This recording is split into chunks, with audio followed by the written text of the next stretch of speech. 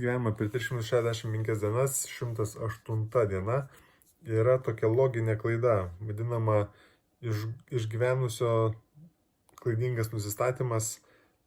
Tai per karą buvo pastebėta, kad lėktuvai grįždavo iš karo lauko, jie pasižiūrėdavo, kur daugiausiai yra kulkų į kėbulę ir pagal tai nuspręsdavo, kur reikia labiausiai tvarkyti ar gerinti tas vietas. Tai tarkim, ant variklio ar ant sparnų kulkų nebūdavo žymių ir jie galvojo, kad tų vietų tvarkyti nereikia, bet realybė yra tokia, kad kai pataikydavo į variklį ar pataikydavo į sparnus, tas lėktuvas nukrisdavo ir niekados negrįždavo.